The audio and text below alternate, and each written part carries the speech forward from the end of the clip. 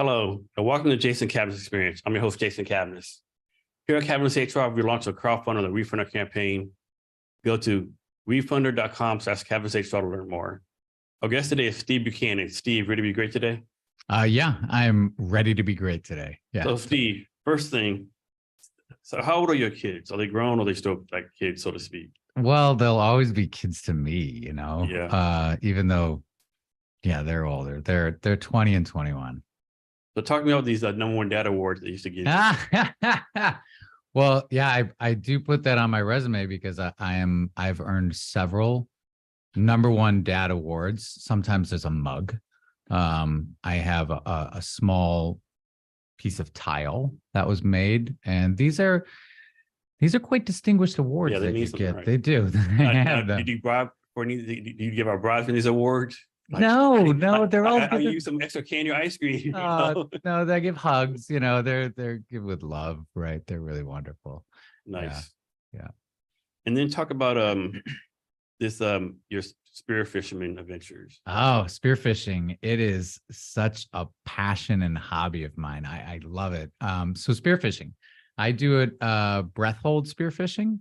So so it's free diving. And basically you have like a long spear gun, which is a rubber band loaded spear gun. And you have long fins, you got the nice mask and the snorkel. It's tough to do around here because the water is dark. Yeah, I was going to ask you that, like how can you do it around here? Oh, I've done it, but it's dark and it's terrifying. And the season for spearfishing around here is only like a few months.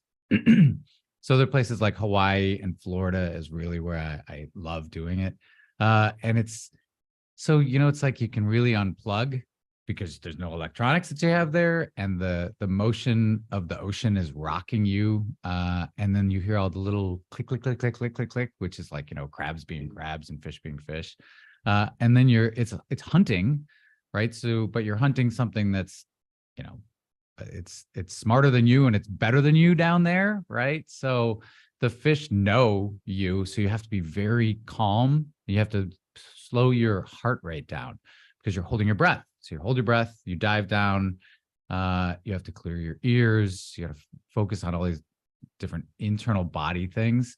And it's a terrifying place. Like I've run into sharks before, and you have to intentionally keep your heart rate very, very low and focus on having a good shot.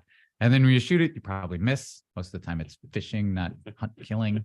And then when you do hit a fish, you got to go grab it, bring it up to the surface, and then you have fresh fish to eat, which is fantastic too. So I know like you go hunting, like your elk hunting is like the limits. I think certain things you can do, certain size elk, certain size deer, whatever. Yeah. Is there like limits like that on the spearfish? Totally. You have to know the species of fish and you have to know the size that you can hit of that species of fish.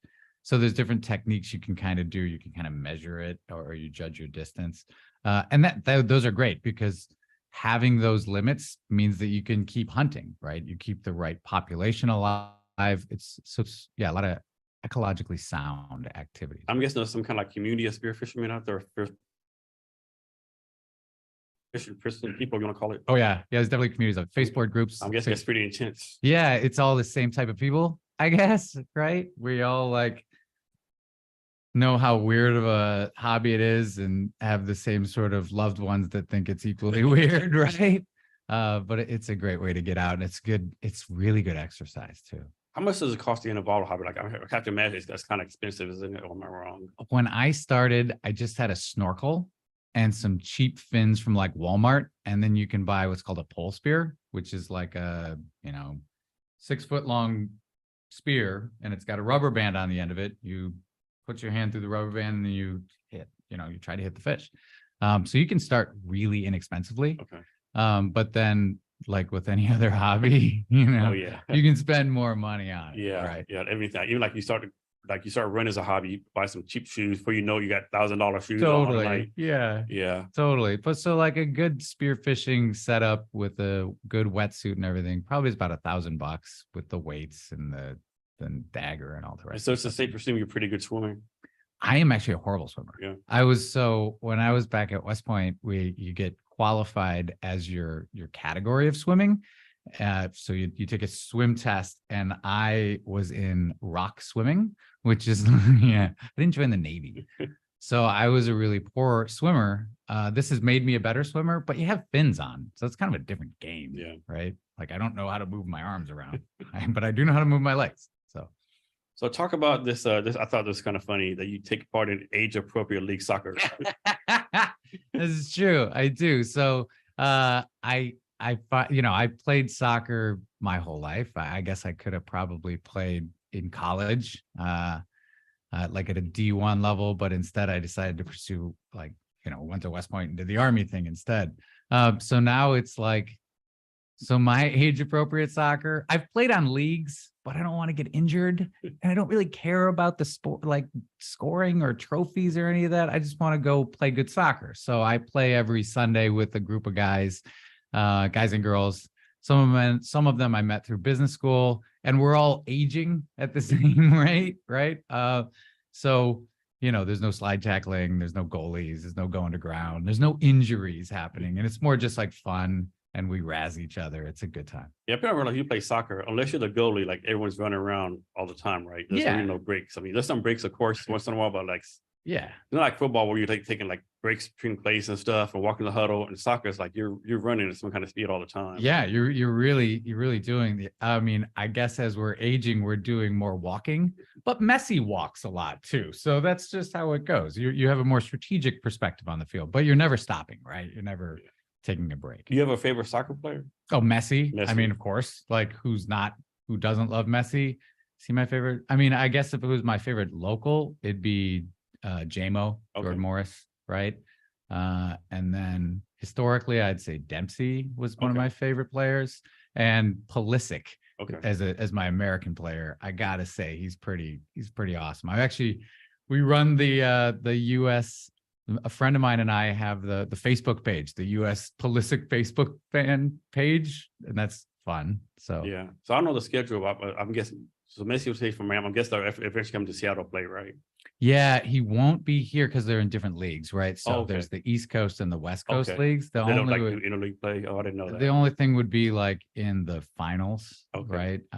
So it would be rare unless they kind of do some exhibition stuff. Okay, yeah, because I have a niece lives in the Dallas here. Her son's like real big soccer, like 10, and so she was trying to like have him go see Messi, and the tickets were like, I'm making this up, post regular price $50. These tickets for his game like $3,000. Astronomical, yeah, astronomical. They were like $20 each in Miami prior to him arriving, and then they went up to like $500. Yeah, I mean, I understand why. But he is, a big deal, so to speak. The GOAT, man. Yeah, he's amazing to watch play. Yeah, it's like if you could see Pele play or something like that. Yeah, he's like in his 30s, I guess, like upper 30s. Or... Yeah, 36. 36, yeah. I think 36.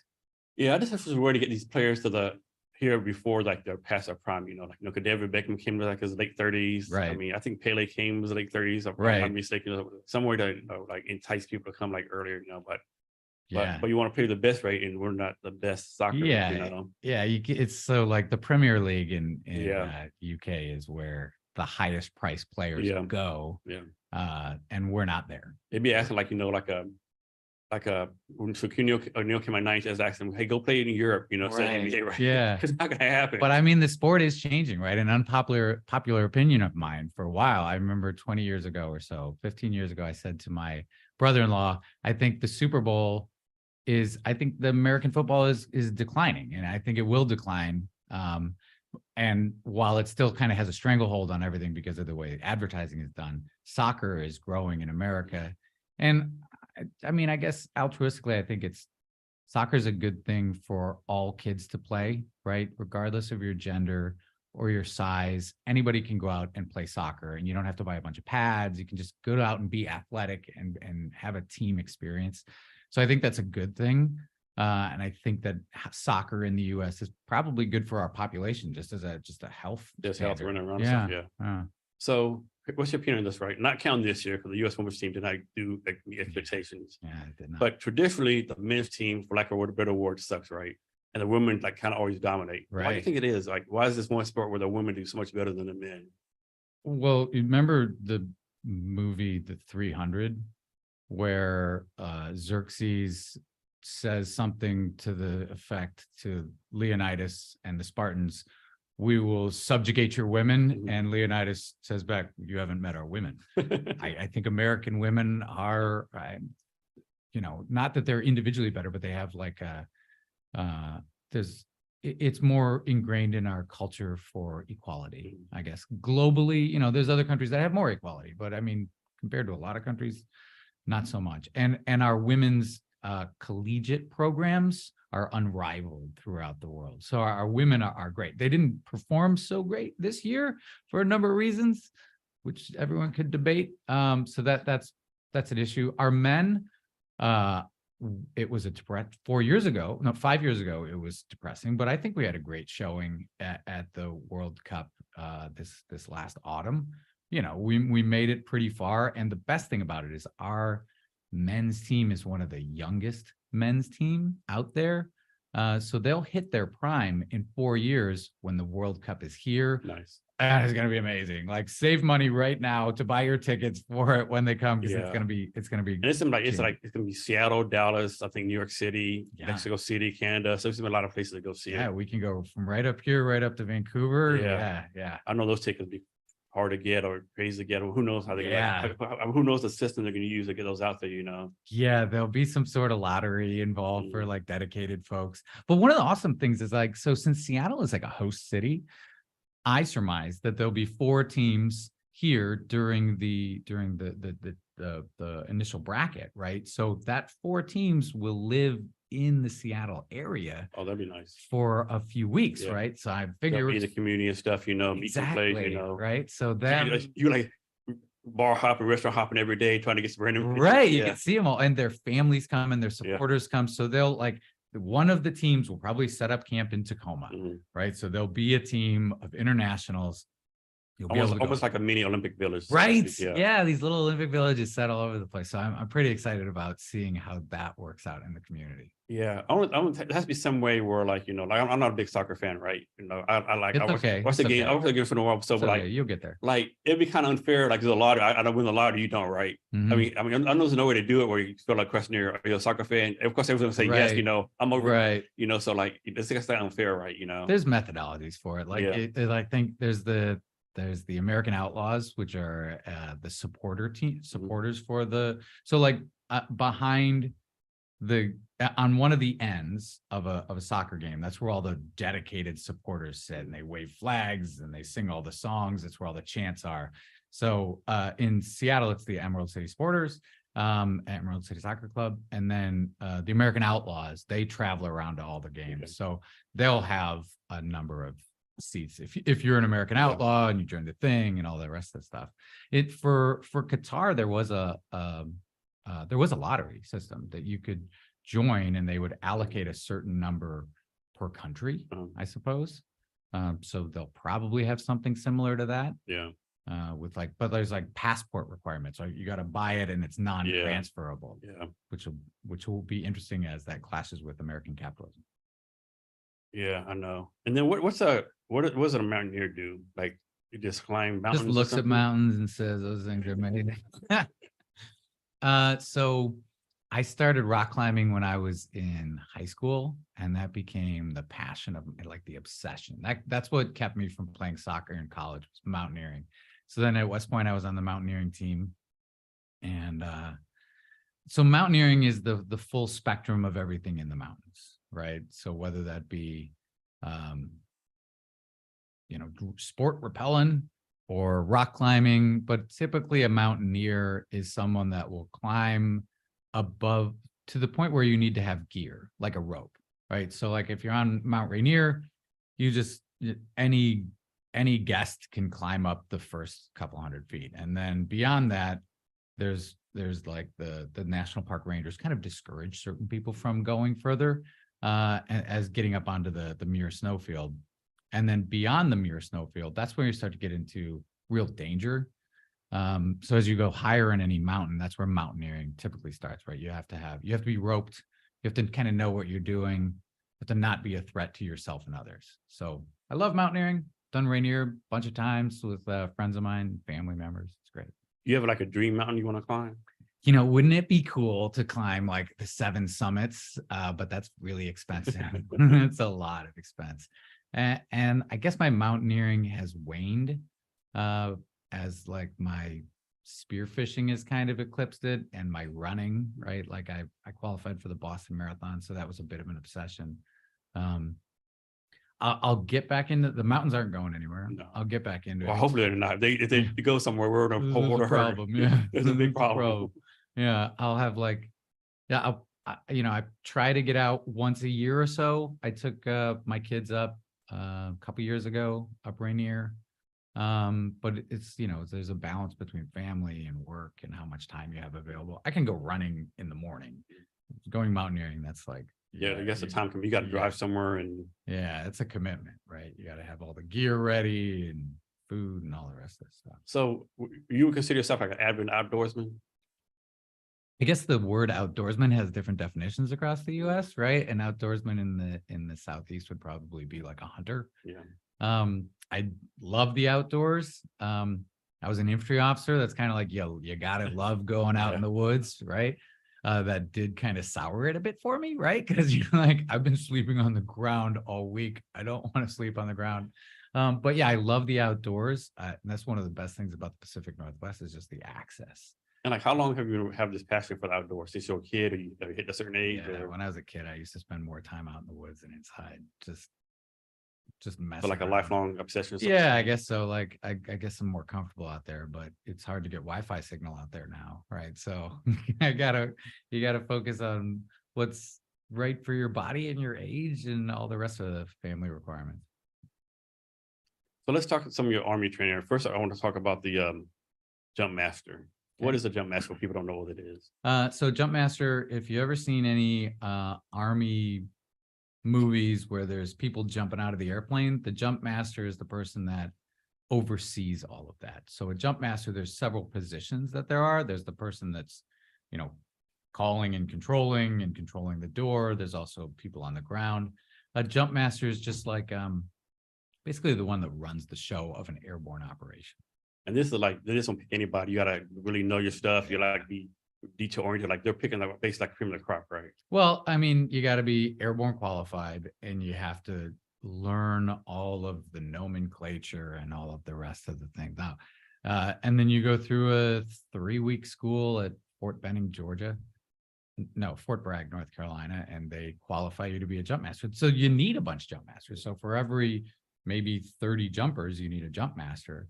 But it's kind of just par for the course, right? If you've been doing it a while, and if you've been in the Army a while and you've been doing it, it's not, I mean, it's just not it's not available to everybody in the Army because you don't need everybody to jump out of airplanes, right? I mean, why pay the money for everyone to be jump master or airborne? Right. Every unit's not airborne, right? Yeah. So it's just like it's like a job requirement more And than do you anything ever else. you still go skydiving? Like anything No, like that? no, that's the kind of You're like that outdoorsman, that outdoor part can stay alone. That's expensive. I think it'd be wonderful to go do that. Like I have friends that do that, but it's like a big money commitment.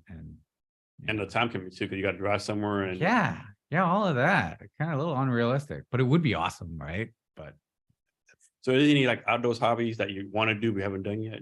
I would love to go what's the one, kiteboarding, where you got the big kite and you got a surfboard and you're going, that seems, and then they jump like 50 feet in the air.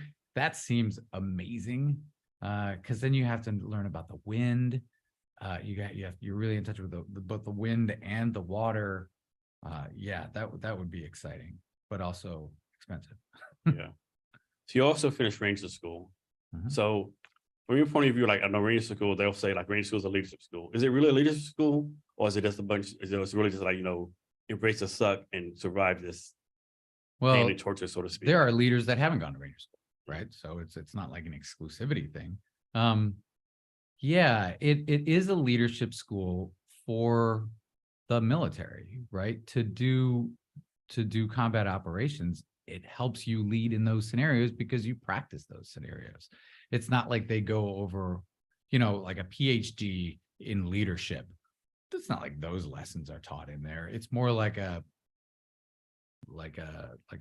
test what you know, right? And figure out how to say the words, commands, and orders in the right tone of voice and presentation to inspire people to lead or inspire people to action when when they don't want it, when they don't want to, because they're starving and they're tired and it's, you're miserable. So how do you motivate during miserable times? Good. I mean, does that translate over into leadership in the civilian world? I've never really had environments where people are that hungry or tired or angry, except maybe climbing. Yeah, unless you're doing expedition to like the North Pole or something, or Right. something random, or Yeah. maybe you could go on the first ship to Mars or something. Right. But even then, like, you're communicating a different style. Like, you would not be like, listen, Ranger, you need to go get that. That's not going to be effective. No, if somebody been sleeping 3 or 4 days and they're starving, you gotta, They're not on that. So talk about being an Excel guru. Like one thing, like people don't realize, like Excel, PowerPoint, none of us use it as good as it can be, right? Yeah. And so how did you just taught yourself? You took lessons, or you just like, hey, self-taught, right? Self-taught, autodidact in terms of Excel. So I majored in mathematics, and when I solve a problem, I wanted it to stay solved, right? So I wouldn't necessarily do it by hand. I would write a code or a program to solve it. And it was more fun for me to do it that way, to figure out how to do it on Excel or maybe MathCAD or some other program where I could create a solution that would stay forever. And then as I go along in life, I'm just nerdy about it, right? I always see an opportunity to make an Excel document. This could be made out of a spreadsheet, and my whole life's on a spreadsheet. So I overly use Excel to augment my interaction with the world. And I guess, I'm an index match guy, then right? And I've used it in businesses. I've used it, and it was really at the foundation of TDY Rentals, right? There's the complexity of figuring out how much a TDY reimbursement is massively complex, right? So you have TDY locations across the United States, and every city gets its own TDY reimbursement amount, and those amounts change seasonally, right? In DC, there's 4 different rates. Tampa, there's 2 rates. So those rates change seasonally, and then you also have a variable number of days per month, right? So that adds to the complexity of letting someone understand how much money they actually do receive while they're on TDY. And then from that, you have to subtract how much are they going to pay for utilities, rent, move-in expenses, and all of those other things you have to subtract from that, basically. And then you have to wrap this up into a monthly bill, so a monthly amount. And then it even gets more complex, because under certain programs, there's like the Department of State has what's called a sliding scale. So for the first 60 days, they get 100% of their entitlement, and then it drops down to 50%, and then down to 25%. That's insane. So that's 60 days. It's not 2 months. So during those 60 days, it might go over 3 months, which have different amount of days, and the seasonal change, right? So creating this calculator and being able to turn this weird set of factors that create the optimal reimbursement and delivering that to the client, that's kind of at like a core of our IP almost. And that's one of the real value adds that we give at TDY Rentals, is helping people understand how much money they could make and how to use it. So we'll talk about insurance later on, but I had a question for you. Like you ever find yourself in a situation where, like, you ask your intern to do something on Excel, they say, I don't know how to do it. And you're like, are you kidding me? Like, how you know how to do this? You got to remember, no, I'm the Excel guru. They probably don't know. No, I just always know that I'm better at Excel than everybody I ever get. No, I did meet. So I was a business manager for a company called New Engine in Seattle. And I was using Excel to model a lot within that company. And I met one woman on the train on the way back home, and she was as equally good at Excel as I would, right? So she could talk the talk, and we were like, oh, So the two of you nerded out. Yeah, we did, right? But most of the time, you figure out, well, I have a problem. How do I solve it? And then there's people out there making YouTube videos. They're gurus. Yeah, right? the YouTube University, best thing ever. They're so good at it, right? So talk about this startup you had called Choose Vets. Tell us a story about that. So Choose Vets. So when I was in law school, I started a moving company called Veterans Moving Company. And it was basically we were lumpers. We would load and unload trucks. People in the military know how to do that. We do it all the time. We're strong. So I started that moving company. And I hired Michael and then hired Ronald. I did moves with Michael. Michael did moves with Ronald. And then I developed an Excel program to do the invoicing and scheduling and all of that. And that moving company grew. And then I built a cleaning company because I realized it was the same core functionality of like from the business functionality of how do you acquire customers, how do you acquire the labor. And so I grew that, and I didn't really make any money on it, but I was employing people and I was learning about the business systems. And then while I was in business school, I learned about scalable tech companies. I didn't really know about that. And then it's kind of an aha moment, like, so a moving company and a cleaning company and a yard working company and all of these other things where you employ labor to do a job for a customer, like an individual customer, an individual labor, are all the exact same business model. So you could just automate all of it. So got together and we made a company called Choose Vets, which was essentially kind of like what TaskRabbit is now, which wasn't really in the same format back then. So it would be, you'd go online and you'd see all of the available laborers, but all of them were military veterans. You could see their 5-star reviews, their hourly rate. You could pick based on the skill set, and then you book one of those. Great concept, kind of a triple bottom line thing, right? The customers loved it, the workers loved it, and there was real kind of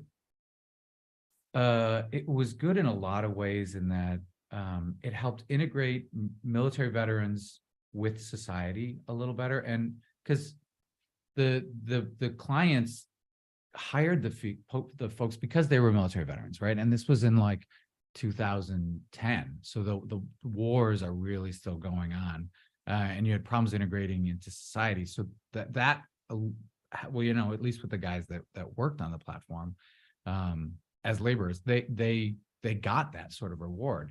And then from the client standpoint, concept is like nobody brags about hiring somebody to mow their lawn, but everybody brags about the military veteran that they employed. So they were real, and they would, my guys would get like dinner and stuff like that with the people that hired them, because there was there was a feeling of camaraderie. Also, from the standpoint of the laborer, when you join a company, often you don't see the end results of whatever Excel document you're working on or PowerPoint you're working, whatever, you don't see it. But with a finite job, you can see the true end result of it. You see those were boxes here, now they're boxes over there. It's a good thing. So you have an internal reward, and it's exercise. So there's therapy on that side. But Choose Vets, eventually, with a platform like that, you have to raise a lot of money. Because the margins are very thin, and it's C2C, which is also complex. And about the time we started raising money, we got a lot of press, good press. And as we were mobilizing, that's when Home Advisor and Porch, they raised like a crap ton of money, right? And we just frankly couldn't raise any money to compete with that. Also, Amazon started Amazon Home Services, which is now defunct. And that kind of pushed us out.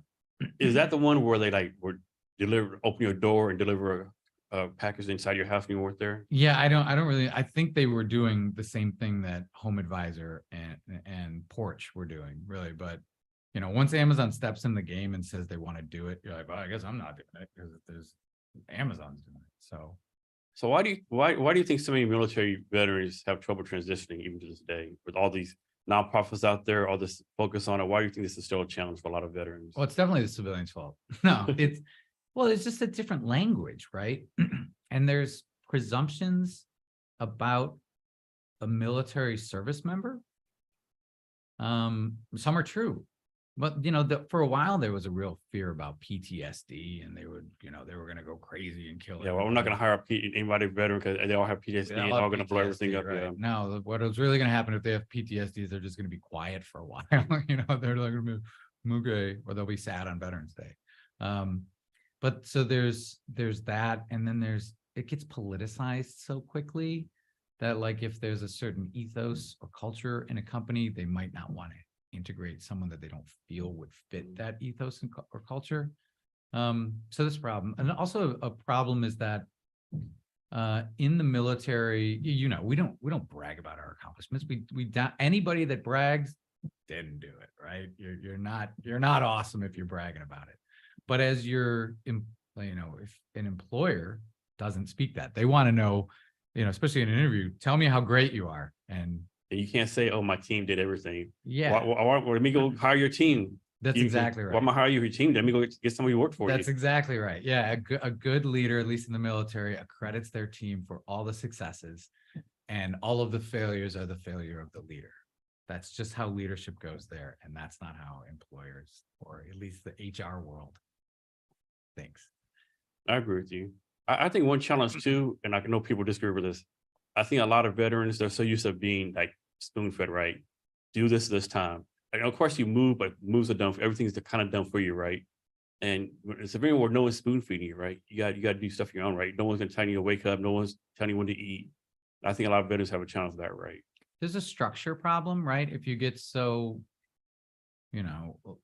it's just so used to one standard of structure, whether it be showing up at a certain time, or here's the standards that you must play by, right? And then you go into a structureless world that's probably, it's not necessarily the best fit. Now, not everybody requires that structure in their life. That's just something that you're used to. And another thing is the norms in the military are written on the wall. This is what I got to do for success. I'll do all those things. Whereas in a civilian world, like a lot of companies, the culture is just not published. It's not written anywhere. No. They don't write it down. If it is written, no one's following it. Right? Yeah. You're like, well, what am I supposed to do here? Tell me how you want me to do, and then I'll do. In the military, you want to get promoted E5, do these steps. Right. E6, do these steps. What kind of officer? This is how you apply to OCS. Yeah. Everything's black or white. Right. I know it's subjective stuff, of course. Like everything else, but most everything, you know what you got to do to succeed. Right. Or the writing's on the wall. Or fail. Yeah. The rules are pretty clear. Yeah.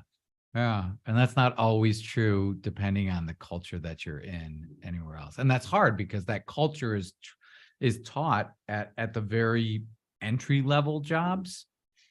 But you're getting a person that has leadership experience and all of these other great get thing done experience. And they missed that cultural training of, what's the culture of an accountant? What's the culture of like a finance person or whatever that might be? So that learning that culture, that's tough. That's right. Yeah, when I got out in 2015, amazing how much civilians don't know anything about military. Like a lot of civilians, they don't know different what general or private does. It's the same thing, Yeah. And like kills me to I know at least when I was coming to the Army, every E4 had to do some kind of training. Like even E4, I probably got it from a group of people and gave a class, and public speaking. And lots of civilians know how to do that, right? Just things like little things like that, I don't think civilians get what we do in the military. Right. Yeah, there's a lot of executive level things that are pushed way, way down in the military, whether it be public speaking or teaching or being in charge of 5 people. You don't get that very often in the civilian world until just because of the hierarchical structure. A lot of if you're a lawyer in charge of 5 lawyers, you've been lawyering for a long time, right? Yeah, I'm sure when you graduated West Point and graduated, infantry basic course, you were in charge of a platoon with millions of dollars of equipment, probably 22 years old. So I bet the 20-year-old somewhere else, probably in charge of getting coffee for someone, Totally. Yeah. Totally. I had 40 infantry dudes. Yeah. But yet you didn't get no credit for it if you get out in 6 years. Because what job requires you to be in charge of 40 people? Right. At the entry level. There's leadership skills that are taught and way young. Maybe that's hard to even think of what the civilian. And that's probably a lot of senior leaders have a hard time when they get out, because they're used to being in charge of people, and they get out, oh, you're in charge of one person, you're totally missing all of my skill set, right? Yeah. okay, I can make a PowerPoint or Excel document, but my real skill set would be to make sure everybody else gets their things done Yeah. and inspire them to do it. Also, so like leadership is such a huge deal in the military. Like, and I feel like sometimes in the civilian world, it's given lip service, right? We received classes on leadership. All the time. This is the theory, this is the execution, now go do it. They have manuals on it, how to do it, Right. how to do it, you know. Written by PhDs, we make a study of it because we want to empower subordinates to take action. Study past battle, see how they make decisions, Yeah, you know. all of it, all of leadership theory you get in the military. And then I've sometimes in the civilian world, you're just the person that did the best job. Yeah. And yeah. suddenly. And that's what it's called. The Peter principle takes over. Yeah. Yeah. Right. And then they just because you're in charge of someone doesn't mean you know a drop about leadership. Yeah. And that's one thing that's good about the military too, I think. That's my opinion. Like there'll be times I've been like units, and of course, you know, we'll say the E8 is supposed to be in charge, right? But reality is the E4 in charge. Right. The E4 is a natural leader, knows what to do, and everyone gravitates to him. Emotional like, leader as yeah. well. Yeah. There's the different leadership roles plays within like group dynamics. Yeah. That's fascinating to see, right? Yeah. And those are concepts of the military people get wrong. Like I think a lot of people think in the military this day, it's like a Gomo Palom, you know, E7 tells you what to do, you do it right. It's not like that, right? It's not like that at like all. every leader I knew who did that, they failed. Yeah. Horribly, It right? does not work. Every leader I knew who like was successful, they asked input, collaborative. Of course, it's a decision, but at least, you know, you got the input right. Yeah. That what I was taught by General Vines back in the day. He said, phase A, phase alpha, and phase bravo of leadership. During phase alpha, I need your feedback. Tell me if the emperor has no clothes, tell me, I'm like, give me all the ideas, tell it. And then there's a lot of back and forth where you collectively decide what the best plan of action is. And then phase bravo is, okay, we're doing this. Yeah. Right. We're doing this. I gave you 10 chance for feedback in phase A. I don't hear it now. Yeah. And then phase B, execute. And then of course there's phase C, which is, oh, that didn't work. Quickly, let's change quickly. That's funny. Yeah. So, you were a personal guest of the 2015 State of the Union. Yeah. Like you're talking about the State of the Union with the president against the State of the Union. That's pretty cool. How'd that work? That was pretty cool. So Congressman Kilmer is a fantastic host. And when we were in the beginning stages of Choose Vets, we you're trying to figure out what do we do with this thing? How do we get notoriety? So we pitched him. We pitched him just because that's what you do. You let your local politicians know what's happening in their backyard.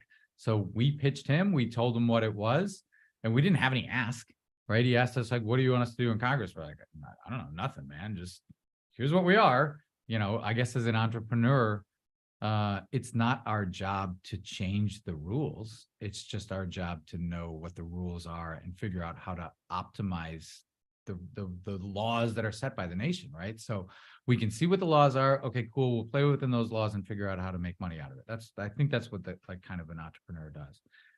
So he asked and we said, nothing, thanks for your time. And then he asked me to go to the State of the Union. Like we were like, what? That was crazy. Like, okay, sure. And we're a guest. So I was a guest there.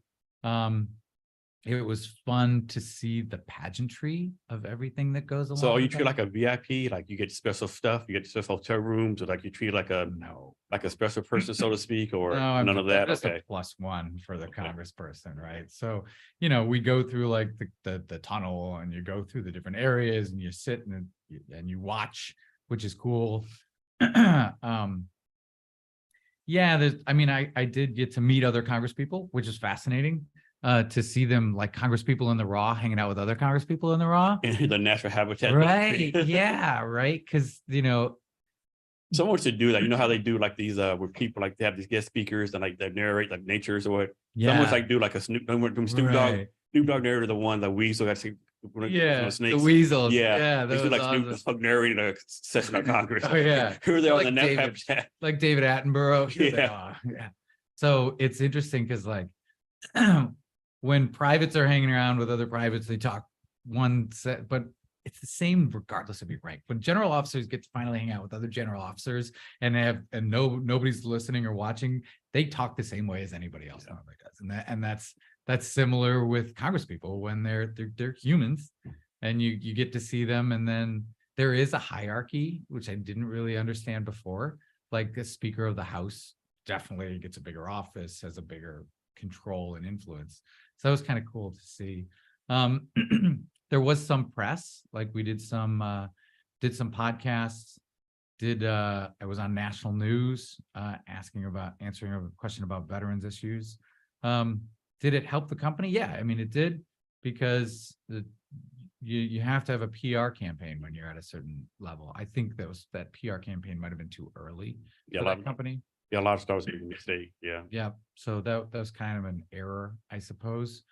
We probably should have done a better go-to-market strategy. Probably should have done a better, operation strategy, and figure out our client interaction at a local level first. But those are lessons learned, right? That's kind of how you move forward.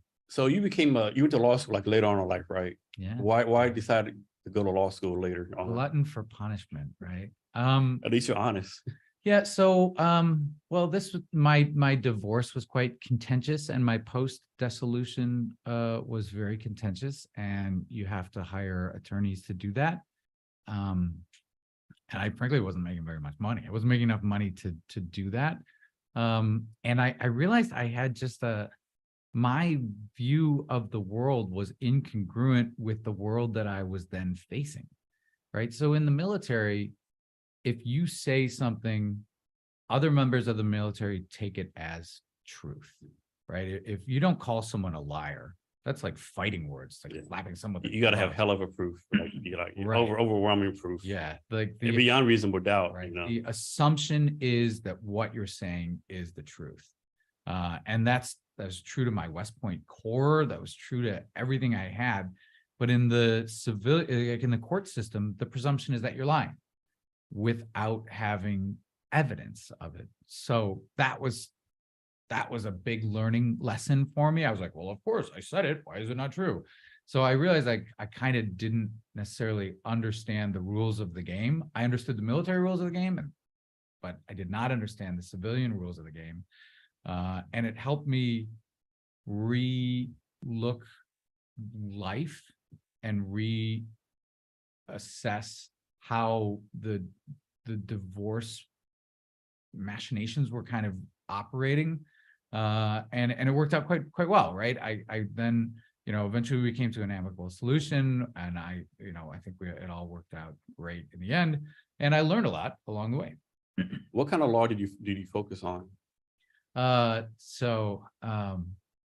did I focus on? First, I really focused on family law, because that's why I was there, right? Everyone else was there to go become a lawyer. I never wanted to be a lawyer my entire life, like never. Like that was not what I wanted to do. I wanted to be an astronaut. So I was there, and in every class, I was like asking the teachers, how I would learn contract law, and I'd be like, oh, I'm gonna go back and analyze my own divorce contract. Oh, I learned about this. So family law was really my focus, not to become a family lawyer, but for survival of sorts. And then I what did I get to? I got to focus a little bit more on entrepreneurship once I was kind of out of the woods in the family law, and also on negotiation, right? Like I didn't understand anything about, like, when people would haggle over the price of an item, I wouldn't know. I was like, I'm terrified of that, right? And I knew that there was some algorithm, some heuristic, but Some Excel spreadsheet. there must be. Actually, I did do it. Like I did like one of my thesis, I guess kind of a thesis, was on game theory and negotiation. And I did write an Excel spreadsheet to say, when does the liar work, right? Under what circumstances? And you just, there's the permutations on steps in a negotiation, and at what point do you lie, or would someone lie? And what are the outcomes of that, given, is it a one-time negotiation? It is a longevity negotiation, all of those things, to find out when would someone be likely to lie? When would the outcomes of that happen? So I just geeked out on that to a level that I don't think they were really expecting. I don't think they'd ever had an Excel spreadsheet on a law paper. Yeah. So yeah, negotiation was fun. But then I did get to do a lot of entrepreneurial stuff. I did take entrepreneurial law. I took I took more business related law and employment law from the perspective of that's the world I want to be in. So you applied for law school, you haven't been out of school for a while. So was it just basically military career, or you got to get LSAT? I mean, I'm guessing, did they even look at your West Point, Yeah. everything like that? When I applied law school, I think they really looked at like your grades and your LSAT. I think the LSAT was like the biggest thing. I don't know how it is now. It was eons ago, decade ago. So your LSAT score was huge, and your undergrad GPA combined with where you got that degree from, and then life experience after that, right? So Now, where do you go to law school at? University of Washington, Okay. right here in Seattle. Okay, nice. Yeah. And then after you finished that, that's when you started Buchanan Family Law. You worked for someone else first. Okay, so when I was in law school, I did law school during the day, and I did MBA program at UW-T during the night. And I had So you are a glutton for punishment. yeah, totally. Yeah. Well, it's 24 hours in a day. Exactly. You got lots of hours. So the business school was like something I wanted to do, right? It's not like I had to. I got to do that. And then I was also running a veterans moving company, and then eventually Choose Vets. So I was in the Army Reserves, commanding a company down in Las Vegas, and having a divorce and being a single parent, all of the rest of the things. So I slept occasionally. And then Buchanan Family Law really was like, so when did I did that when I got out of, it was only a few years ago, honestly. It was like a couple of years ago when I left active duty. So I left active duty in 2007, did the reserves, deployed, went to law school, did the business things, and then I got mobilized to Tampa. And then after Tampa, I was on active duty so essentially I was on active duty for 3 years. And then 3 years ago, when I left that, or 2 years ago, I started Buchanan Family Law. So I knew family law. I knew how to run a business. I'd been the chief operating officer of a law firm in the past. So I knew how to grow firms. I didn't necessarily know how to practice law so much. I didn't really want to know how. So I was very focused on the systems and the process and automating, right? How do I automate? Now, this is before AI, but how do I automate in order to drive more value to a customer? And then keep lawyers doing lawyer things and paralegals doing paralegal things. So the integration of those two things, because a lot of law firms are just like antiquated, just all companies get antiquated after a purpose. So Buchanan Family Law was my experimentation into how would I grow a firm, right? So how did Choose Vets, how do you experience of Choose Vets in your Buchanan Family Law help you with the company you're running now? Oh, so lots of lessons learned. Painful, expensive lessons learned. So at Choose Vets, I learned a lot more about having good, solid founding team and a founding team agreement. That was pretty critical. I learned just the jargon and nomenclature that you have to ingest when you're in the startup world. You learn all of that stuff. So that was important. In Buchanan Family Law, how did that inform what I'm doing now? Well, I was only doing it for a little bit of time. But I did learn more about the power of automation and the power of having a good funnel or cycle for customers to make sure that the customer, to drive the right value to the customers at all level of the cycle, right? So that you can view it from the customer's perspective, which I'd say a lot of lawyers do. They view it from the legal perspective, but you have to look at how does the customer interact with the service that they're being provided. So I would say that was probably a lesson in there. And are you still involved with something called Tacoma Pro Bono Community Lawyer? Right. So Tacoma Pro Bono is fantastic. So while I was doing Buchanan Family Law, I would donate time there because people need that. And as a lawyer, you need pro bono hours, but you always get more hours than you need. But you have a lot of really interesting cases, and you find people that are like, they need a lawyer, right? They need someone to kind of point them in the right direction, even if it's just an hour, right? You sit down with someone for like, if under that umbrella, a lawyer can sit down with a client that needs legal help, like a family law lawyer, and 20 minutes can drastically change how they interact with the world, or how they interact in that, or their perspective, right? Because you have one concept of what the law is, but a lawyer can be like, no, it's not like that. Think it's this way. The speed limit's 20 miles per hour, not 25, or whatever it is. So that was very gratifying. And then over the last year, I've been doing pro bono hours through the University of Washington, Tacoma, sponsored by Tacoma Pro Bono. So I go into the Veterans Incubator down there, Vibe, and I'll do, I'll educate the students, whether they be veterans or not, I'll kind of rip apart their business proposal or their business plan from both a legal and business perspective. So that counts as pro bono, right? Those students need that sort of guidance, and I needed the experience, and it turned out to be a really great experience with Vibe, as they're now hosting us. So the University of Washington Tacoma hosts TDY Rentals in the Vibe incubator over the summer, because we're hiring 5 of their students. We've hired 5 of their students as paid interns over the summer. So it's really a great, symbiotic relationship there. So you're not a practicing lawyer right now, correct? I can say I'm a lawyer because I'm licensed, but I Okay. don't practice. But do you have to like, so is it like, you have to like do education once a year to keep your law, like, Yeah. like some continuing education, like what has to happen for them to say you're no longer a lawyer?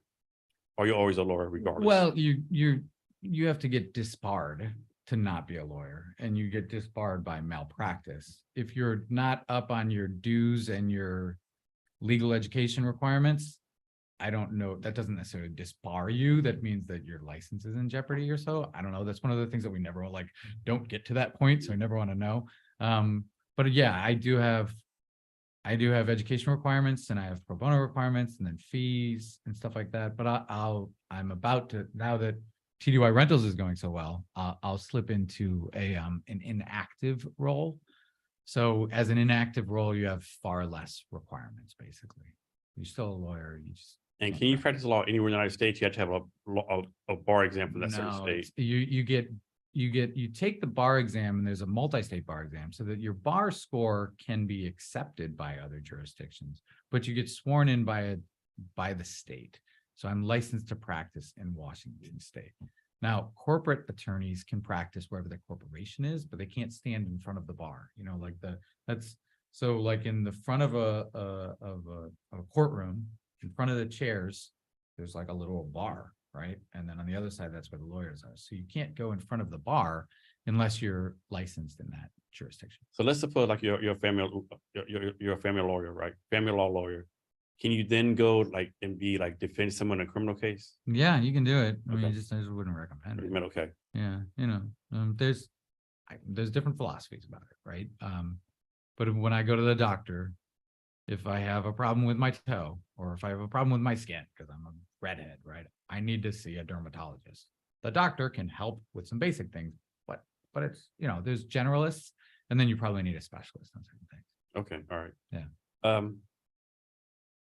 So I know I'm making this up, but it's like a lot of lawyers that go to law school, they become lawyers are like, oh shit, this is not what I expected, right? Yeah. This sucks, right? Is that still the case for a lot of people? Or? I don't know. I can't speak for a lot of them, but alcoholism is rampant. So maybe that's maybe that's an indicator.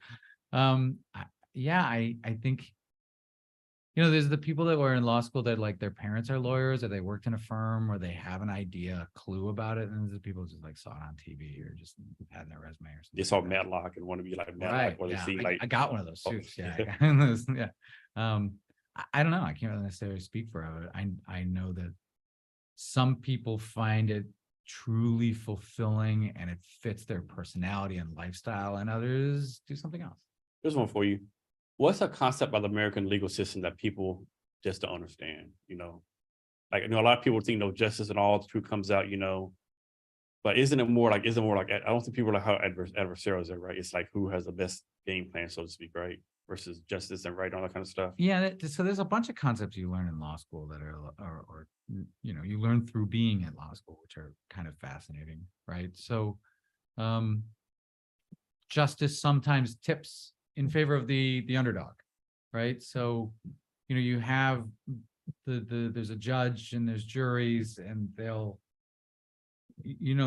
not dumb. They know that if it's a little guy suing the insurance company, that the insurance company has the money to put forward all of these attorneys. So that's I kind of like that part of the legal system there. So what you said, ask what do people not know about it? So our form of government is super expensive form of government, right? And so as a strategic planner in the military, you try to think about, well, what forms of government suit an individual country best? And our form of government is too expensive, frankly.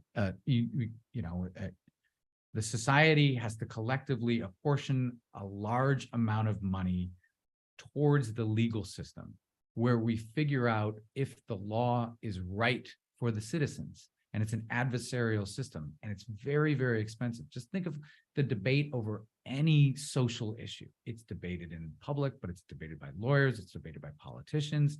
That's all super expensive. Other countries, they really can't afford to be debating like that. So you have these powerhouse countries where the law is debated, and where you kind of figure out what's the best set of laws to meet the society and the people in it. And that's a perspective that I kind of got while I was there, understanding that the adversarial, expensive system that we have is in the pursuit of figuring out what is the right law to meet the people there, but also that not every country can afford that. So the petri dishes of every state determining whether they want abortion or not, right? They're going to try it in this state and try something else in that state. That's all to get to what's the right interaction between law and people. Okay. And when you passed the bar exam, were you still active duty or your reserves? Oh, no, I was in the reserves. Reserves. Yeah, I was in the reserves. And so I'm guessing when you passed the bar exam, the military, they said, oh, you're a lawyer now, let's make you a JAG officer, do they? No, not at all. I'm not a JAG officer. Of course not. I'm not a JAG. No. No, it's on my resume. Yeah. But JAG is just like any other branch. You have to apply to join that. And I did not want to. Yeah, part of it. Yeah. But you think like that's one knock on the military, like how they do like talent management, so to speak. This guy just passed the bar exam. Yeah. It costs a lot of money to people lawyers. Let's do the switch right. But the Army doesn't think that way. But I don't want to. I would say no, right? There's still people in there. They're like, hey, why don't you come be a JAG? And I'm like, no, thank you. It did allow me to. So I'm a psychological operations officer. So in the active duty, I was infantry, then I was trained as a psychological operations, but it does allow me to be a civil affairs officer, kind of, because I have a legal expertise. So civil affairs integrates with the government in foreign countries or wherever, and they'll embed with different parts of the government. So I can embed with the lawyer or the judge or the judicial system or the political system, given that I have this legal. Now, are you still the commander of the unit down in Mountain View, California? No, I had my change of command was a couple weeks ago. Okay. Yeah. So as a commander, he's a battalion commander, correct? Correct. Is it still like, 2 weeks a year, weekends, or is that actually more full? It's more full time, right? Yeah, it's more like right. Is it mean as an active duty, or is like kind of a mix? No, because active duty, you're living it every day of your life, but you still. If you have a command responsibility, you got to take care of. You always have to have your phone. You can't have that 2 days. Yeah, somebody calls you, you have to answer it. Your boss calls you, or somebody gets in trouble. You got to take the call at 3 a.m. and you're not necessarily getting paid for that. Now, are you getting paid like based on 2 days a week, or are you getting paid like a different amount of money because you're battalion commander? You're still getting paid two days a month. Okay, and so just like other Army duties, like you got to go. Yeah, you got extra stuff. Yeah. Okay. Man, that's a hard. And they wonder why they're having trouble filling their ranks. Yeah. And then, so how do most people deal with? They're like, no, they're would say, let's suppose you worked at Amazon, for speak, right?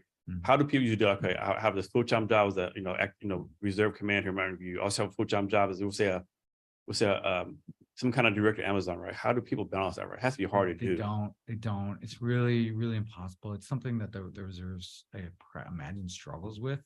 So like to stay in the reserves, I knew that there's a lot of jobs I just could not do. Right. If I wanted to be a partner at a law firm, can't do that and be in the Army Reserves. There's no way that the civilian organizations, though they may support the reserves, not to that level. You know, they might say they do. Yeah, but they're not going to be like, oh, you're going to Korea for 2 months. You know, we got this big takeover. You know, we're about to launch this initiative where we're like, you know, do AI something. Yeah, so that's a hardship. So and do you think that like challenges how the reserves keep talent right? Do you think? Oh yeah, that's definitely a problem, right? You have to make work-life balance, but you have to make work-life balance. I mean, like I'm using Amazon because we're in Seattle. You know, work at Amazon, make a lot of money stocks, or work for reserves, and like get underappreciated, so to speak. Underappreciated, overworked, and I mean, to an extent, you want that. You want someone that's like dedicated to it, but also you're losing a lot of talent because it's an abusive work relationship sometimes, right? And it's just the nature of the system. So you said earlier you used to be assigned to Las Vegas. Now Mountain View, like how does that work? It's always like reserves. You just like basically, I guess something of a National Guard, where you're in some kind of unit in Tacoma, and that's you live for whole life. Yeah. So how's it like you move around? Is that everyone does this? Or yeah. So the Guard is local, it's state, right? So you're assigned in that state. The reserves is a national asset. So for example, psychological operations has to be a national asset because states would never be allowed to use that asset for themselves. States they can call up their own National Guard for states of emergency, but they would never really be able to pull up they would never be able to use PSYOP. It's not legal. So just like the same thing kind of with the Navy, right? So the Navy, should Iowa have a Navy National Guard? No, it's a national asset in the reserves. So in the Guard, you stay in your state. So you commute to your Guard post, but in the reserves, you move around the nation to whatever fits your career field, and you're reimbursed for travel, which is nice. I know, and I have to do people get selected for battalion command, brigade command, based on promotion lists, OMLs, all these different things, command select lists. The same thing, reserves? Same thing. Okay, so it's not like, you went to a job board, the battalion command from my review, let me put my resume in. It's like, it's OML. Okay, there's an way. OML, there's a board, they select you. It's the same process. Okay. So what's your job now in the reserves? I'm awaiting assignment right now. So I would like to join the Army Innovation Command. It's part of the 75th Innovation Command, which is part of Army Futures Command. Basically a whole bunch of innovators, right? So, but I'm post command, so the job opportunities are limited. That's where I'd like to go. They're located in Austin, but there's a unit in San Jose and a unit in Seattle. And so that would be very convenient. But that process takes a while. I don't know what it's called, but I think it's something where like commanders leave command and they realize they're not in charge no more. And like, no one's counting them no more. It's like kind of like this post command, not depressed, but post command, like, something is called where you're like, oh man, I'm not commander no more. Like, oh, I imagine that hits you on active duty a lot more, right? Yeah. There's General Schwarzkopf tells the story of like when he left the military, he gets to make the executive decision of getting leaded or unleaded gas, right? And he has to pump it himself and all of that. That's not so much in the reserves, right? Because I have the civilian job is so much more of my life. I would say once you leave command, it's more of like a relief, right? Because I don't have to field phone calls at 3 a.m. anymore. That's one thing people don't realize about the military. Like I was commander of Buchanan, Italy, and like you get these crazy calls. Like one time I had a call, like because one of my soldiers' dependent son got pulled over by the polo czar, right? That's happening to Civilian war, right? No, it's not. You're in charge of everything. Yeah, like if someone gets a DUI, you're working at Amazon, no one's gonna call the VP of Amazon, Microsoft, hey, this random software developer got a DUI or fight a bar. It doesn't happen, right? It's not. In the military, like you getting calls, it's insane, right? Like totally. And of course, what's they even saying, like your boss calls you, what did you do to prevent this? Let me see the proof of the safety briefing. How did I prevent my soldier's son from getting a speeding ticket? I don't know. I'm undisciplined, sir. That's my problem. That's one thing I don't miss about the military. That stuff right there. That's true. So what's your plan for your career in the military? I'll go as long as they'll keep me, Okay. right? So there's, You're having fun doing all that kind of stuff. I enjoy it, Yeah. right? It was stamped on my heart at a young age, right? I love service to country. So, I guess would they say, well, obviously, if there was something big in my family that took priority, I would do that first, and that's why I left active duty. I left active duty for my family. And how many years did you do on active duty? 8 years. 8 years. Okay. Yeah, 8 years. And so, like, if you keep doing the reserves at your current rate, when could you retire from the military? I could retire right now. But you could, okay. Yeah. So I've Okay. done, 24 years, 24 Okay. years. So I could Okay. retire, but you don't collect your retirement until you're 59 and a half. Oh, that I did not know. Yeah. That's kind of a bummer, right? And Yeah. then, of course, if you like knock on wood pass before, then like, is your No, I don't think so. You know what? the government just keeps your money?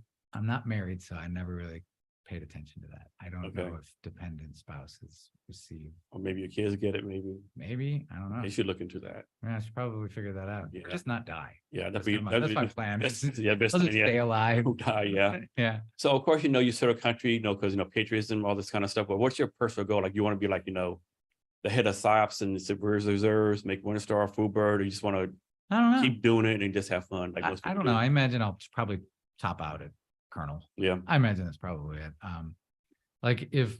So my civilian pursuits are demanding, right? So I have to make that balance. Like, what would it be in life? Mhm. Like, if I get a Series A round or Series B round, I mean, can I really afford the time? Yeah, that'd be, if you got an A round, that'd be like, one of those decision points you have to make, I think, right? Yeah, Like, right. man, I just race like a 10, 15, $20 million A round, like something real significant. You have traction like you have and Yeah. increasing, like, man, like I love doing this job. However, like, I got to take care of these other people who work for me, Right. Yeah, it's a bigger demand. So we'll see what happens, right? So I'd love to stay in the military forever, but I'd also love to get a Series B round. Right? So, Yeah, I'm guessing where you are right now in your life, like Series B versus one star, you taking Series B every day. yeah, how much? It's not even close. How much money would I need to Not even have close. to not be a general officer or something like that? Yeah, because as a general officer, that's like your life, man. Yeah. I mean, they have great jobs, Mhm. but they're kind of side gigs, Yeah. right? So next, let's talk about your interns, right? So you have like, I think 5 or 6 interns Oh yeah. from University of Washington Tacoma. Yeah. Like, let's talk about interns, like, like the whole gamut, like, paid versus unpaid, like how you Mhm. recruited them, like all that kind of stuff, right? Oh yeah, interns, right? When I hired these interns, I remember I kept having a reoccurring nightmare that I was out with my soldiers back in the day and we had to dig foxholes and none of them brought their shovel, right? And I was just terrified of that. And I was like, oh, I think it's probably because I think I hired these interns and maybe none of them are going to do any work. So the process was, it's partnership with the University of Washington Tacoma. So Professor Purdy has these seminars. And one of the seminars, it was talking about the integration between public and private sector. So I had already known Thomas Koljam at the Vibe, and we talked a bunch, and we just kind of came up with this idea. We're like, hey, you have this office space. It's gonna be empty over the summer. I got a lot of work that needs to get done. What if we figure something out? And then I took an entrepreneurial risk, right? I had to say, do I have this much money? Do I have this much time to spend on this experiment with these interns, right? So I have we already have a team, a senior team, and then we're going to immediately get interns, and there's no intermediary, right? So generally interns are CEO and intern. yeah, right. Generally interns are at the bottom going getting coffee for someone who's frankly barely employed at the company because they're learning the culture. So we don't have that hierarchical system. UW-Tacoma was very, very helpful in helping us get the word out and getting a bunch of very quality applicants. And then we assessed them all, and we were fortunate enough to get really 5 amazing interns, right? And then it took about So we all sit in a room, or not in we sit in a big open area, and we have like about maybe this much space, and I'm like right there with them. And we work 4 days a week. They're paid. Some of them are also getting internship credit from the university, which is good because kind of then you have a professor helping out your company figure something out, right? Which is great. Yeah, they're performing. They brought their shovels. They're digging, right? They're really good. And how do you figure out how much to pay them? Minimum wage. Wage, Just, okay. minimum wage in Tacoma is $15.75 an hour, and that's what I could afford to pay, right? Okay. A lot of interns are unpaid. I didn't want to do that. I didn't feel that was ethically right. So yeah, that's how much I pay. And like, how did you figure out what to give them to do? So you got this huge to-do list of yourself, right? And then you write it down on all these different areas, and you're like, oh man, I'm never going to get to that one. I'm never going to get to that one. So I kind of was able to get our company to-do list together and figure out which of those lists required the most immediate labor support. And then we picked based on that, right? We have a marketing person, a coder, a UX, an operations, and accounting. So we knew in those areas we had a lot to do. So we spent the first week just educating them on the company, and there's a lot of education that they need to learn about, like the life cycle of a startup, what we're going to do, how quickly we need to change and interact. And then we just make a giant to-do list, and then And how long does this internship last? Just for the summertime? Are you gonna keep them on like until your money runs out? Like, what's your plan with that? So we're profitable, so money Yeah. doesn't run out. Okay. But we're right. The current plan is they all go back to school in September 26th or something like that. So that's when that internship cohort ends. We're probably UW Tacoma is. We're working a partnership now where we can continue having more office space, especially because we have like a photo studio, like a green screen. But we also have where they'll keep feeding us interns, and I'll just keep using the interns, right? So is the plan like rotate interns every 3 months, or like these 5? Like, we're so happy with them. You want to tell us, hey, I want to keep these 5 on as interns. gosh, they've all been trained and know the whole thing, and they're really humming along, right? Yeah. They know how to dig. Like the best thing we do, just keep them on if you can. It depends, right? Because each of them has their individual goals. Yeah, right? and they have their own like college. I mean, Yeah. someone's taking like 24 hours of college, they probably won't be able to have time to do Right, internship. yeah. And I think of it in terms of like, mission first people always. I think of taking care of each one of them and their individual goals best, right? If someone needs to pursue this, then yeah, hey, we're here, but go get your work done, man. And maybe it'll be like part-time for some or full-time for others or whatever. So we're gonna talk about your company a little bit. I saw a thing on your program, on your website, says like something called a new parent program. Yeah. What is that about? That's very wild, right? So the new parent program is the Department of State. So in the Department of State, there are overseas pregnancies, whether it be the employee or the eligible family member is what they call it. And it's in the government's best interest to have that pregnant employee or spouse have their child within the United States. It's best for the mom, best for the kid, best for citizenship requirements, best for everything. So, and in a lot of places where the Department of State people are employed is quite austere. So we have a program where they'll bring them back to the United States for 90 days. So while they're there, they get TDY because it's a business expense, right? So they'll make them like go back to live with their parents, things like that. No, they get to pick anywhere they want to go in the United States. And they'll say anywhere in their states they pick. Anywhere they want to go, which I'll get to in a sec, right? Okay. So anywhere they want to go in the United States. So they'll pick, generally they kind of pick where they have family around, right? Especially if it's like the first one.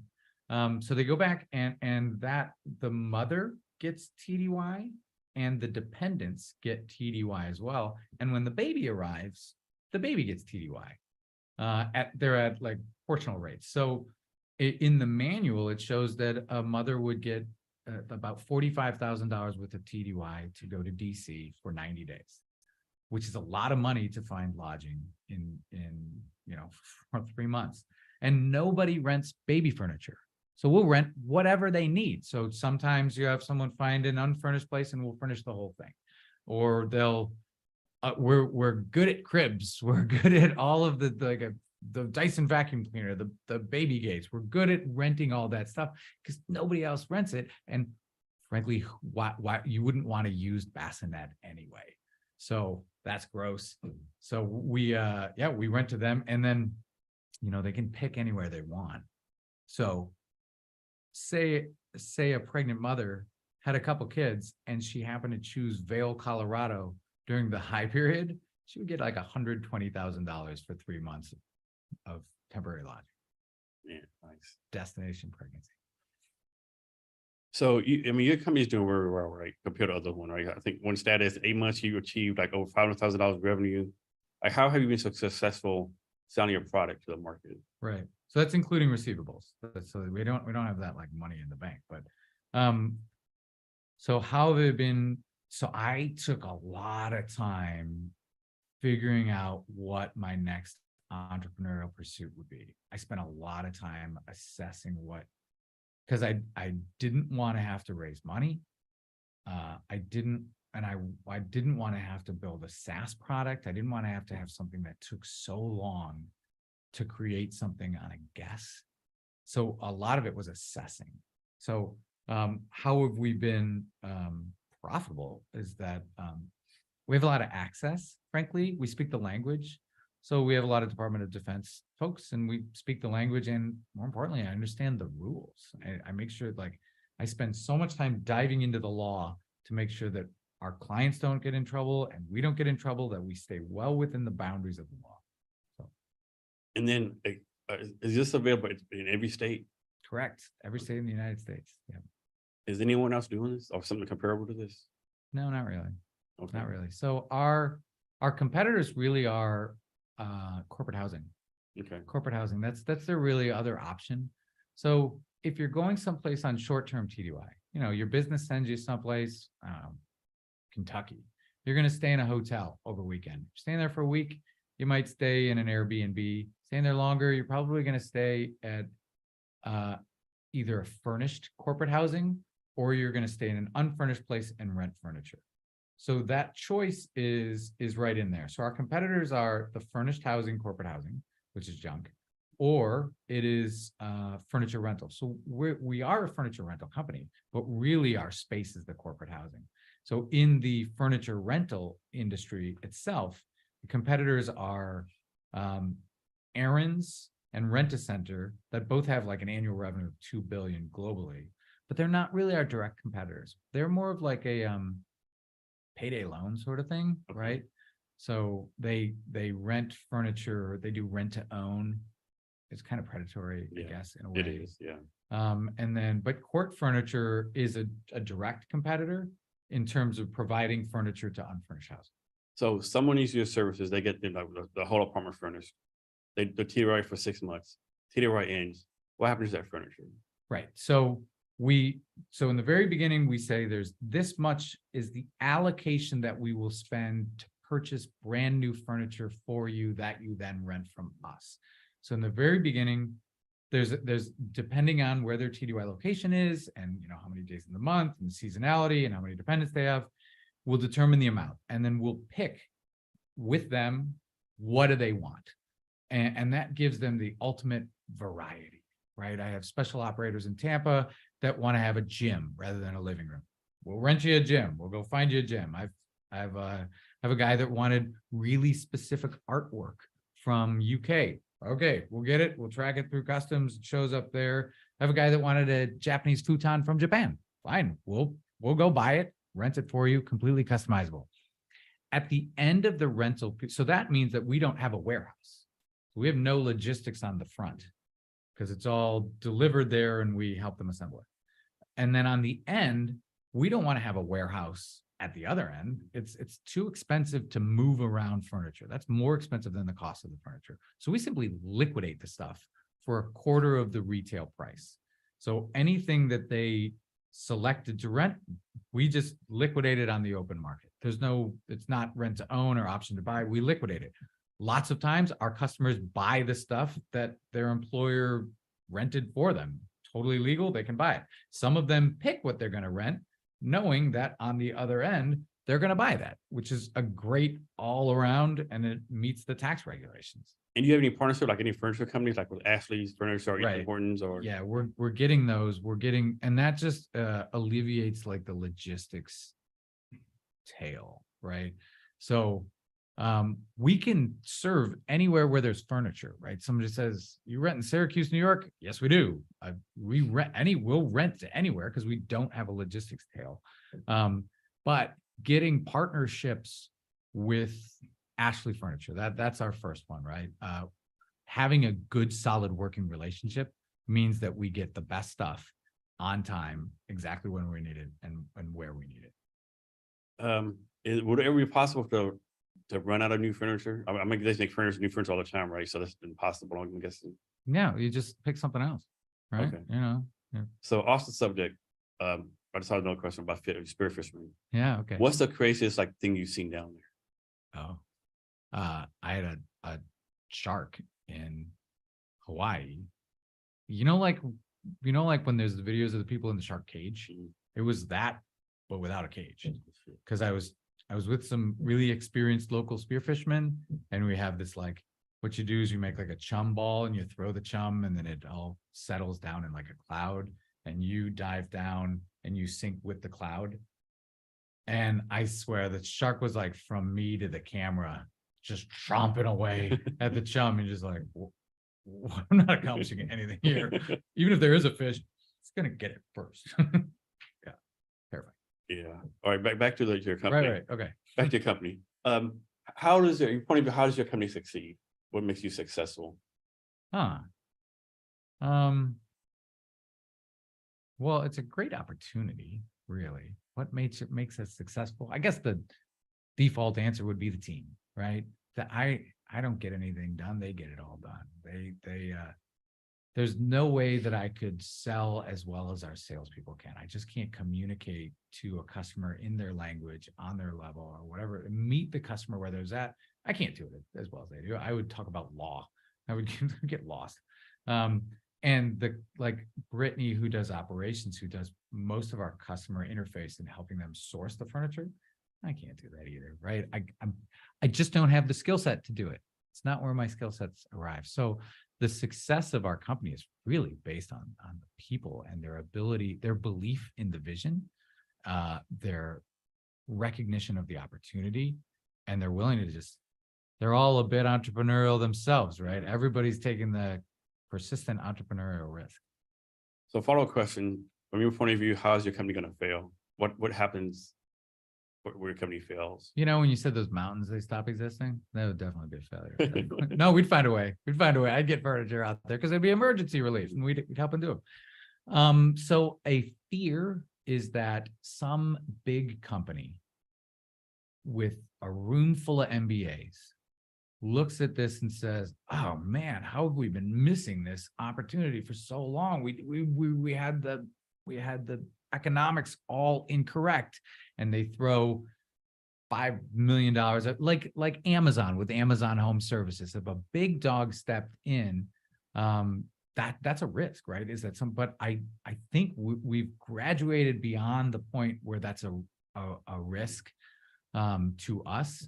To like the big company, they put the MBAs in there and they just say, why not just buy TDY Rentals? They've already figured it out. They speak the language. They've got the whole thing. Just buy us. So that's a risk and a fear that that's what we're afraid of, right? Now, you haven't done any fundraising, right? And do you plan on doing your fundraising? Are you going to try to keep it away? Because I know you don't. I think you have like a big line of credit, don't you? Right, line of credit. So I had an advisor, a friend of mine, when I needed to purchase like $130,000 worth of furniture, I did not have enough room on my Amex to do that. So he stepped up.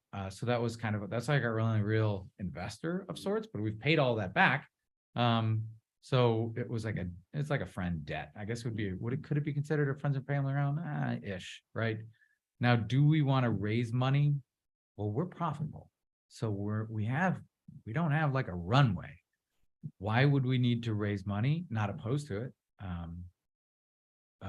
I think when we have a solid go-to-market strategy, and when we're ready to so the markets that we're going after are enormous, right?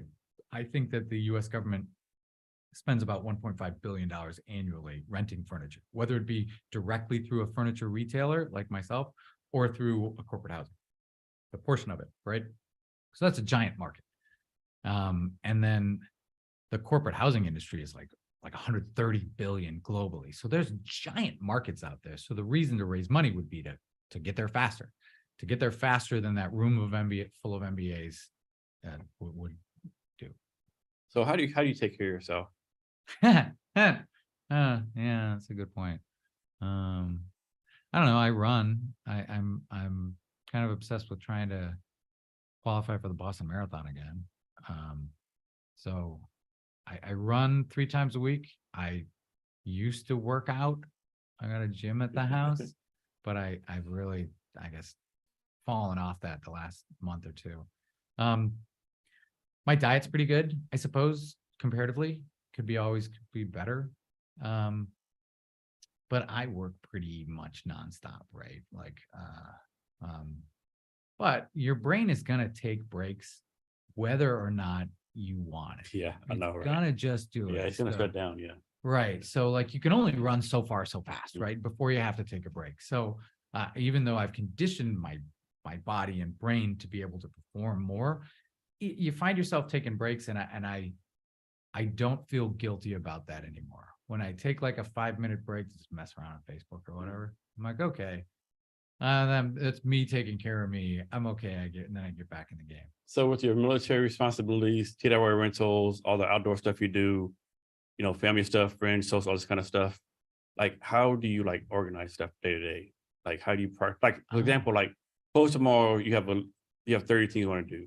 Obviously, you want to do things 1, 2, 3 versus number 29 and 30, right? Yeah. How do you make sure you do that? Can I show you? Yeah. All right. So I've been developing this to-do list.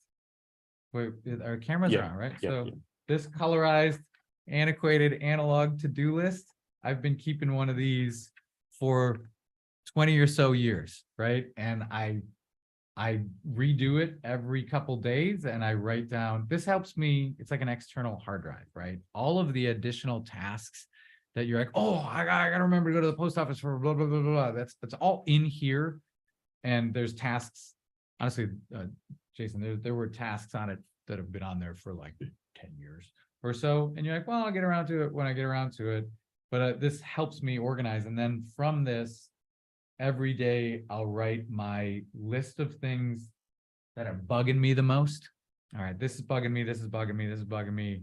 And then I write, and then I kind of pick the ones, I draw a little square around the ones that I'm gonna get done today. And that's how I live on that list. And I know that list there that frees my brain to do all the rest. Do you have any other tools you use? Like some people use Asana, some people use like Slack, whatever. I've tried, man, but it's not really working too well. There's too much use. Like, can someone automate my list? And we tried doing it with like, all right, we're going to use a tool so we can all coordinate across the team.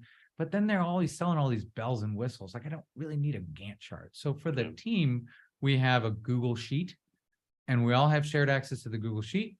And I assign who the tasks are and who's the owner of the task, who's the supporter of the task, an explanation of the task. And then I prioritize it for each member of the team. And then here's a secret. In our company culture, we have cereal, like our favorite breakfast cereal. And I don't know how this came to be, but like Steve Watkins, who's a co-founder of mine, he loves Life cereal, and I love Lucky Charms, right? So we incentivized each other by being like, no, you can't have the Life cereal, not yet. But you close that deal, you get it, or you did. So then that kind of became like a joke between Steve and I, and then it is permeated throughout the company. So now the interns will have what's called a cereal task. Like, you get this done, you get your cereal, and the cereal is just sitting there waiting for them so they can look at it. Oh, get that cereal, yeah. And then what happens is then you have that cereal. It's like the first thing in your morning, and it's your reward cereal, right? Like every morning I have half an avocado and a bowl of Cheerios. Right? That's my standard healthy thing, except when I earned that Lucky Charms, then I have that unhealthy Lucky Charms bowl, and I like, oh, it's my reward, and I started off the day. So your interns, have you delegated in them to do Excel spreadsheets for you yet? No, I know that's gonna be the answer. No. So what we have done is that Excel spreadsheet that is the basis of the contracting. Mhm. We have automated that now. Okay. That's so we have a dev guy, and he's been working on that since the beginning. So 2 months of taking that Excel math and turning it into an online product. So that'll really be one of the first tools that we launch is. And the thought is everybody in the government goes on TDY and everybody is unsure of how much money they're going to get. So we will have that tool available for everyone, given all of the different things where they have dependents. Because I see customers and I was like, and when I asked them like, hey, how did you figure it out? Some of them have an Excel spreadsheet that's been passed around in the industry. Others like hold up a piece of paper where they kind of scratched it out. So making this tool is a tool that will give away everybody in the government, hey, you're going on TDY, tell me your location, how long you're going. This is the type of entitlements you are available to get so that so that the writing's on the wall. Now, obviously, when they're there, we will tell them about our product and how to best use their entitlement. And how many co-founders do you have?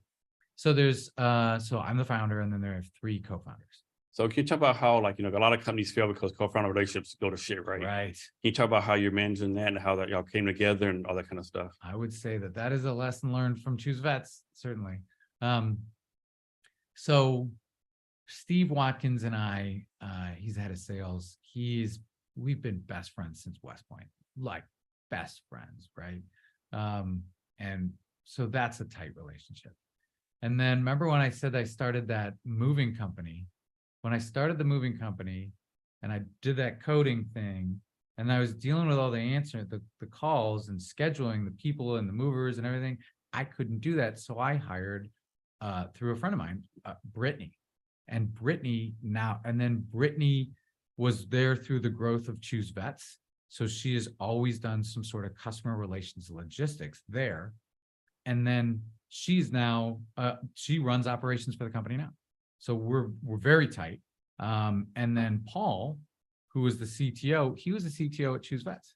Okay. So we core team is super, super important to us. And now we're looking for a marketing person to join our core team. So finding it's been a challenge because we have to, like, all of us are military veterans. How many marketing people do you really know that are military veterans? So we don't have anybody in our immediate sphere that we work together with. But we're close to finding somebody there. But yeah, having that core team and being able to, it's not as like you always know that somebody else is going to get the work done, right? But being able to relax and just know sale comes in and everybody knows Steve's going to handle it. A client gets sold and one is ready for the product. We all know Brittany's going to solve that solution and get it done. And there's just inherent trust in her ability to do it. And all y'all here in the Seattle area? Or yeah, actually, no. CTO Paul, he's in Bellevue. Brittany operations, she is in LA, although she has an affinity for this area. Was originally from here, Chehalis. Steve Watkins is in South Carolina. Okay. Yeah, and then we have a saleswoman in Jamie, and she's in Bangkok. So next, I'm gonna play this demo. All right, demo video.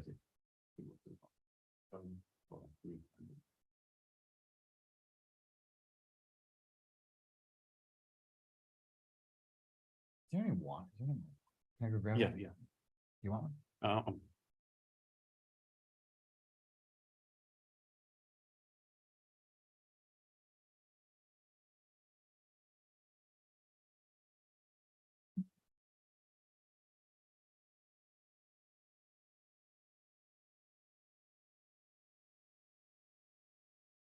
don't know if you want me to play the volume and the volume play. Or... I'll just talk through it. I know that guy that's up there. It's me. Okay.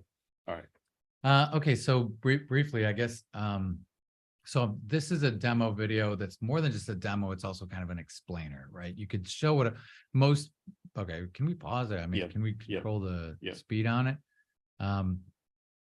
We'll have time and we'll just kind of talk through what it is, right? So most demo videos are inherently obvious what the thing does and why you need to do it.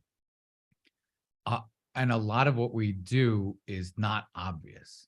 So explaining a calculator to show what someone's entitlement is, people are like, we all know how much you get. No, you don't. It's super complex. So I explain what we're building, why we're building it, and where we're currently at, and where our future is. So let's give it a shot. Let's see what happens in the next video, in the next step. I think the first thing I talk about is, okay, so pause that for a sec. So this is what we're gonna build.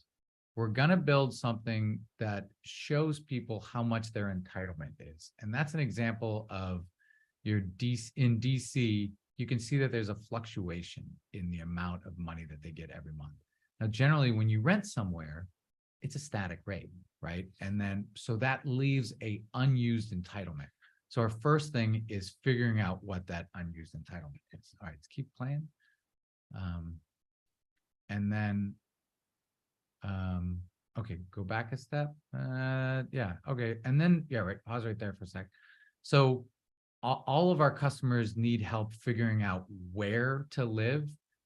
And there's a lot of tools that exist that kind of need to be aggregated, right? So we found it very helpful to use overlays like in the military. So say you're going out of Tampa, you want to know your go, no-go terrain, right? So, and then also because you don't know that, right? Yeah, and often sometimes like knowing where not to live is way more important than where to live. Right. So we'll make these, we already do make these, but it's like handmade, right?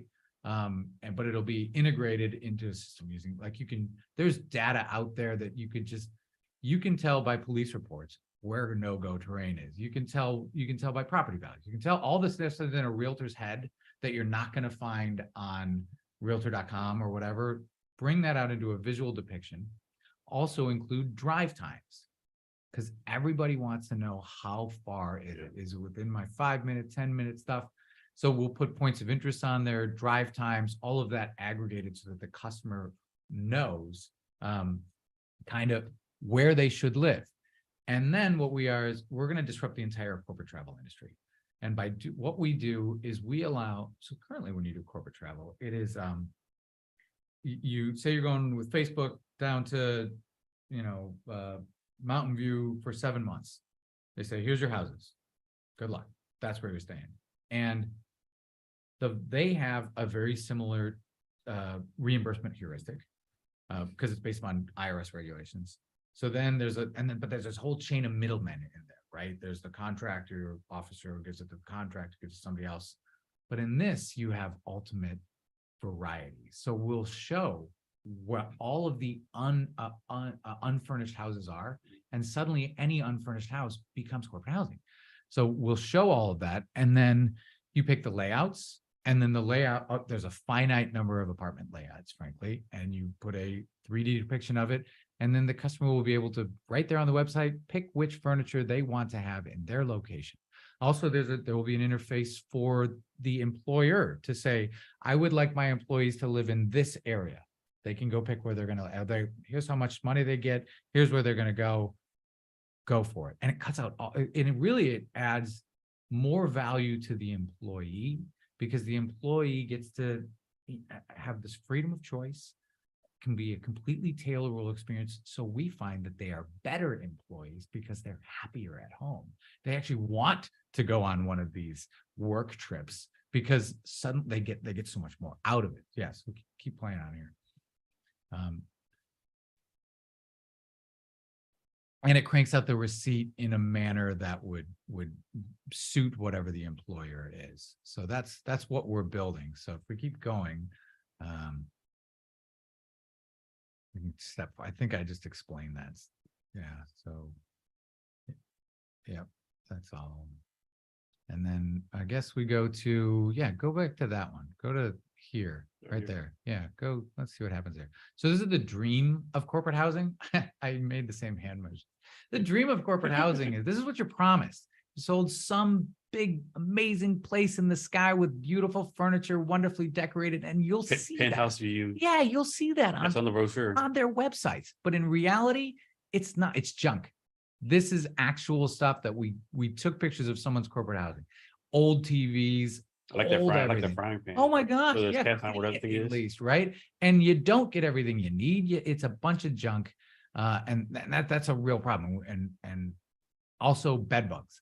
I stayed in corporate housing one time and I got bed bugs, and they don't bite the tough skin. It was horrible. So what we're going after here, this is your market size. So we mentioned this a little bit earlier, the $1.5 billion the U.S. government spend on temporary furniture for their employees. And where do you get these numbers from? I just made them. No. Like most entrepreneurs. No. So the U.S. government, the furniture, that was based upon a lot of research, right? And I'm sure as we get better research, we'll get tighter on what that is. But even if we look at in terms of like, if we look at the baby program, and we said the baby program is probably an average of $30,000. And then you say, well, let's say there's about 500 to 1,000 babies per year. That's one way of looking at it. And then there's also the Foreign Service Institute, where the Department of State sends its folks. You say, well, the Foreign Service Institute has 4,000 students per year, and their average potential contract size would be about $40,000. So suddenly you're seeing big numbers just starting to sprout around without aggregating everything. And I imagine it's probably bigger, but that's kind of what we're guessing right now. It seems realistic. Okay. And then the global furniture rental market, that's easy to find. So I know right now you're focused on American military. You stop doing like maybe like French military, Oh, yeah. German military. Okay. In fact, we're already in communications with French military who wants to use us in Tampa, but there's a lot, right? So there's so many opportunities. We're kind of going with the ones that are easiest Okay. to do. All right. So yeah, there's some words in there. So the economic realities of furniture rental. So the economic realities are like the furniture is the profitable. I mean, I'm like giving away secrets here. So it's like something that I figured out that most people have not for whatever reason.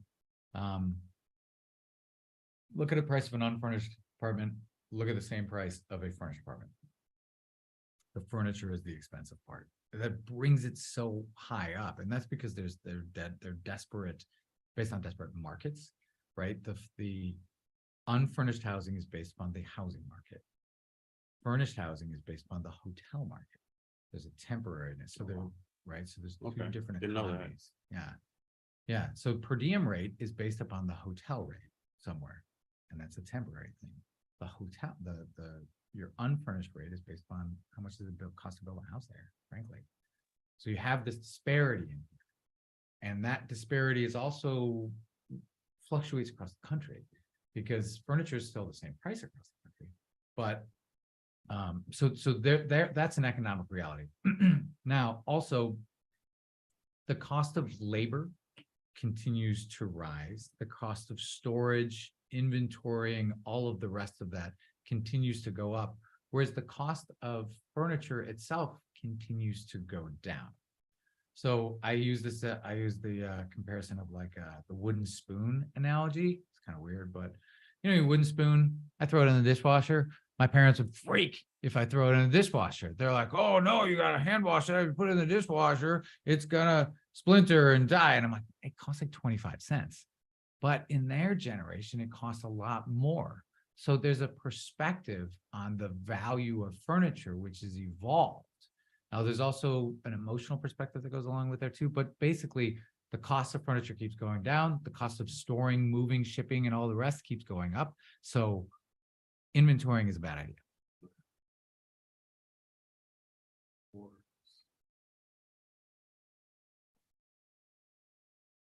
one right here. So this is the process, basically a process diagram. So what we are is we're an automation of the process. It's kind of fundamental to how I view startups. I do everything analog first. My first clients, I just kind of did it via paper, right? And then you build an Excel document that automates some stuff. And now we keep automating more and more. But this is the process that people go through when they're renting furniture. First, it's established as a work-related lodging expense, which is based on IRS regulations. If a company is sending someone somewhere to do a job, it is a tax-free entitlement, right? So if company's sending you somewhere for a year, they can't buy you furniture because then they would own the furniture and they're not in the business of doing that. They can't give you money to buy furniture because if they do that, then that is considered taxable income. but they can pay to put you up in a hotel because it's a business related expense. So first, there's an establishment of that as a work-related expense. You help figure out their location, the number of entitlements, and then they can either go into the contracted lodging, which is corporate housing, or we enable them to pick any house, pick any furniture, and at the very end, we liquidate it for 25% of the retail price. Okay. And you usually have a pretty easy time liquidating it? Absolutely. So why did we pick 25%? So my dad, the accountant, would say you depreciate furniture at 20%, right? And so we are liquidating at more than its value because of certain factors, right? I need it gone on a very specific day. I need it picked up sight You don't unseen. want to pay storage fees or inventory fees or All of that just okay. cranks up my price, right? And it's not worth it. So it's sight unseen, needs to be picked up on that very same day, take it and go. So what we do is we have relationship with like local moving companies that they'll come pick it up and they'll just go drop it off at some furniture liquidator. So when like a furniture company delivers furniture to the place and the moving company takes it, is that something you control? Like those people work for you or just like partners, or how does that work? Right. So we found that through our supply chain analysis is like generally the movers are a third party. Even if they have the label, if they deliver for a furniture warehouse, or so say you buy something off Amazon. You buy a couch off Amazon, there's the platform, there's the seller, and there's the deliverer. The deliverer never gets rated. If you say, oh, it took 6 months to get here, the delivery guy doesn't care, right? And that's come from our moving experience. So what we do is we go direct to the mover. We develop relationships with the movers themselves because we speak mover. And that relationship means that we get our stuff exactly when we need it because we have that in there. And then having that relationship, we just say, hey, Greg, we got all this furniture that somebody didn't want. And he's like, comes right up and grabs it. And, he do whatever the heck he wants to do with it. Now, also, we donate furniture too, like a lot of stuff. So we've found donation to be pretty awesome. It's something that we're looking forward to doing more in the future, but developing the relationships with a donation center that can pick up when it needs to be picked up is more complicated. Yeah, I than can we thought it imagine. was gonna be. Yeah. Okay. Then how about this one right here? So this is more just me talking of, this is a visual depiction of the reimbursement methods, Okay. which I think I've spoke at the museum about. Yeah.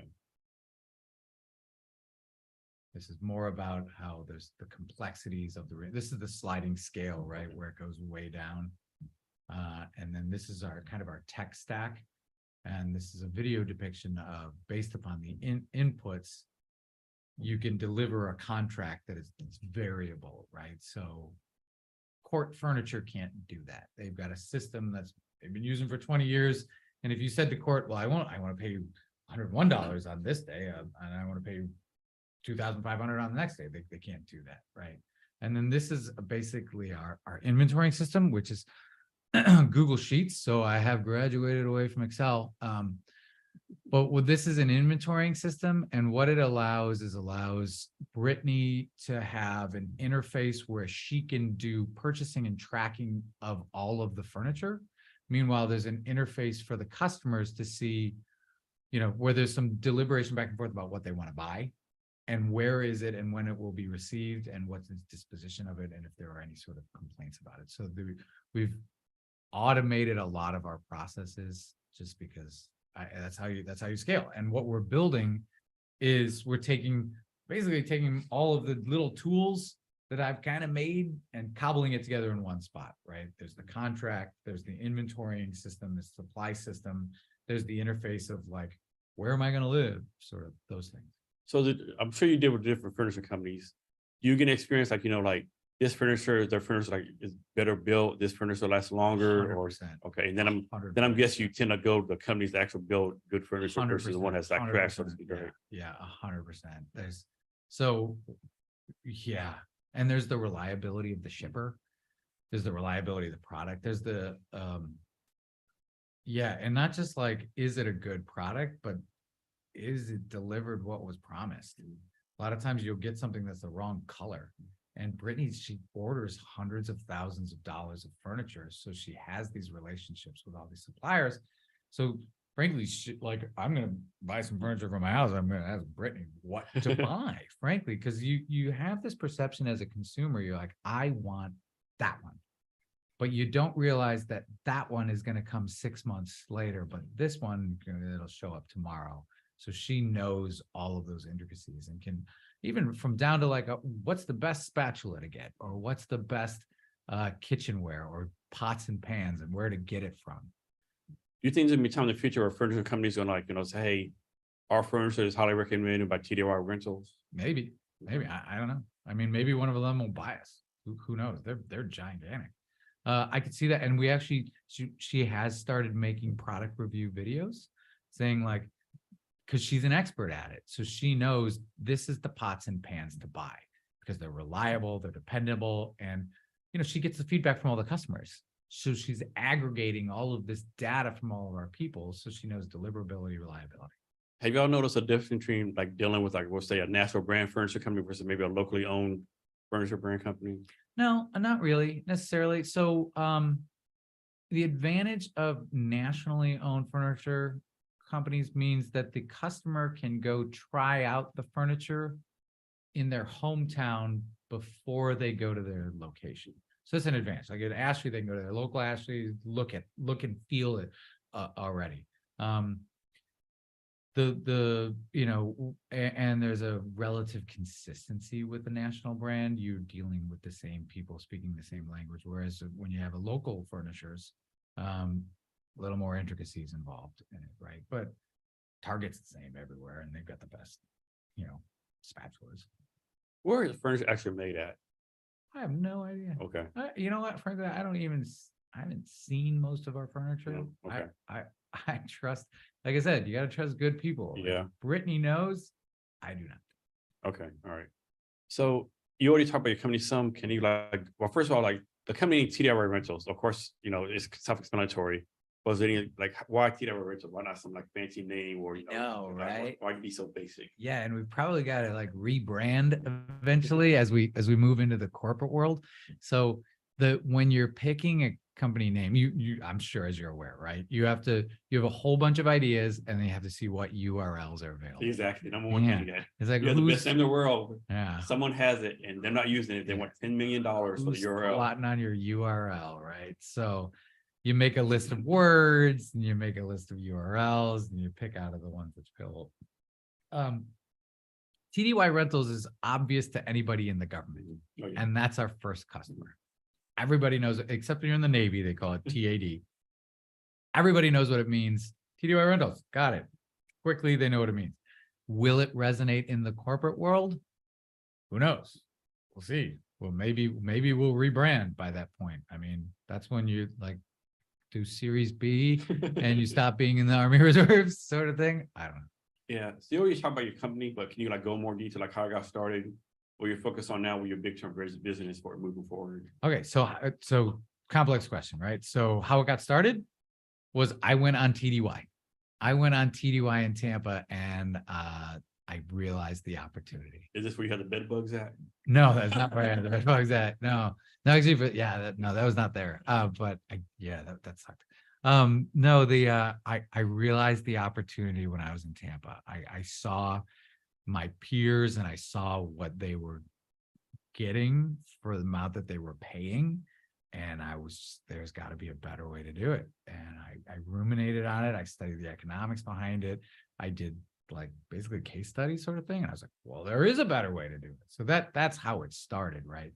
And then you say, where are we going? What was your other questions? Or like, what do you focus on right now? Right now, product market fit, right? So we have initial adopters. So we have a minimum viable product. We have initial adopters. We've got lots of customers, and all of our customers love it. But there's an education period, right? You're trying to convince the first people to get in an Uber, and there's a distrust. I'm not getting to some random stranger. I don't know what this guy is. Yeah, exactly. But now it's ubiquitous, right? So that's where we're at, is figuring out the best way to explain that to a customer in a quickly scalable way. Thankfully, Steve Watkins is a fantastic at communicating complex things without all my legal jargon, right? That's our salespeople. That is really their mission. Their mission is to sell, but it's frankly, it's to figure out how to sell and how to scale the words and explain it in the right way. Because our website doesn't even do that. So we really need to figure out, how do we get that in a way that everybody can quickly understand?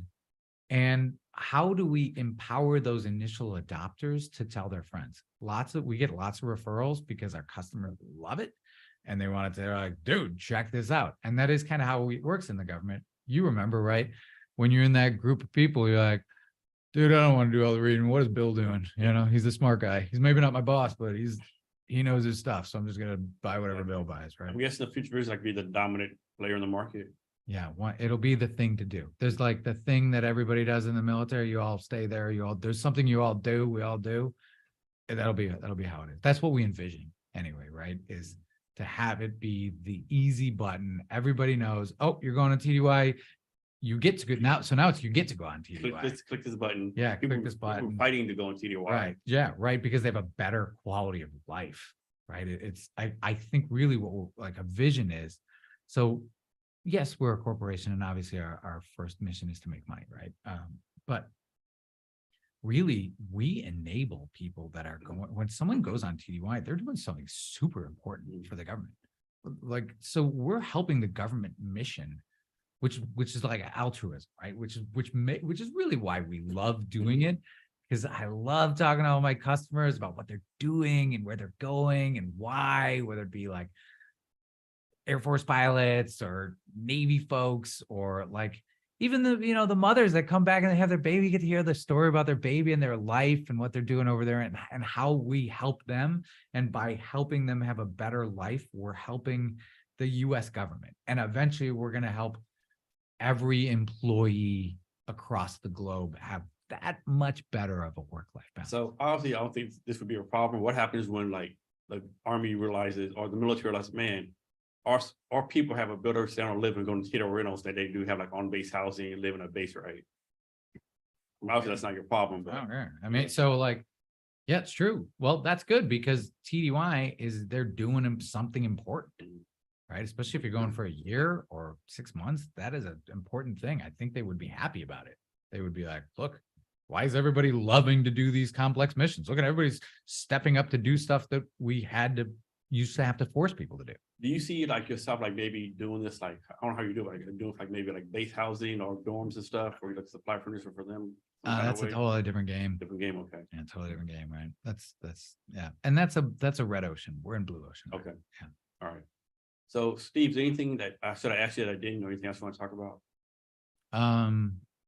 No, I think you're very in depth. I like it. No, I think we got everything. Yeah, so on our horizon, we're looking forward to perhaps competing in a lot of pitch competitions. So we've been intentionally kind of silent about that while we were developing, because that fear of the room full of MBAs. But we are looking forward to, like this is our first kind of PR thing, right? So now we'll begin a PR campaign, and we'll kind of come out of hiding of sorts, do more pitch competitions. We're looking forward to like bunker pitch competitions. There's USAA pitch competitions. We'll become more publicly aware, because also when you do that, like you get feedback from people and you're like, oh, I guess I should explain it a little differently. So that's on our horizon. And then over the next year, we're just going to keep growing aggressively and learning lessons from every client and just get more of them. Really, that's where we're going. And you said right now you're looking for a marketing person, chief marketing manager. Yeah. So right now we're looking for a marketing person to take the entrepreneurial risk with us, right? I can't have someone that's just thinking nebulous, thinking like, oh, I'm going to discuss strategy and theory and stuff. I'm like, yeah, but you have to get behind the guns, dude. You we were all in Tampa moving furniture, right? But a few months ago, right? And we got to have someone who's ready to get their hands dirty and knows how to operate.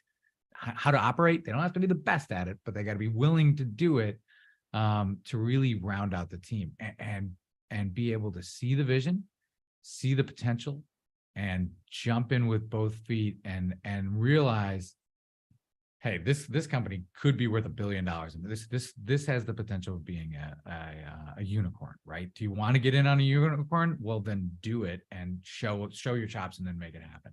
That's what we're looking for. So suppose a market others watching this video later on, like what do they need to do to get on your radar? They just send you an email. They like what would Yeah, just send me an email. okay. Just send me an email. I'll answer it. Just tell me, but don't try to pitch me on your marketing company. I'm not going to go with your marketing company. You know, I've gotten so much. Like once that I get an email or LinkedIn message from someone from Bangladesh. I saw your website. I can improve your SEO. Like, dude, I'm not giving no from Bangladesh or Pakistan or India. Like, yeah, you know, whatever. And I understand. You know, I was in a marketing firm, right? I get that whole thing. I'm not looking for a marketing firm. I'm looking for a member of the team. Yeah. And can you share your social media so people can reach out to you? Yeah, it's TDY Rental. No S. Someone had already squatted on the S. Are you serious? Yes. Facebook is TDY Rental, but if you put in TDY Rentals on Facebook or Instagram or LinkedIn, it'll show up. I don't have TikTok yet, but I've got YouTube. So TDY Rentals, this pretty much will find you. All right. Steve, can you give us any last minute wisdom or advice or anything you want to talk about? Last minute wisdom or advice? Man, I don't know. I guess to all the other entrepreneurs out there, know what you're getting into. There's the red pill and the blue pill. And, you know, take the right one. It's chaotic. It's up and down. It's rough. Yeah. Steve, thanks for your time today. I really appreciate it. Yeah. Thanks for having me. And to our listeners, thanks for your time as well. And remember to be great every day.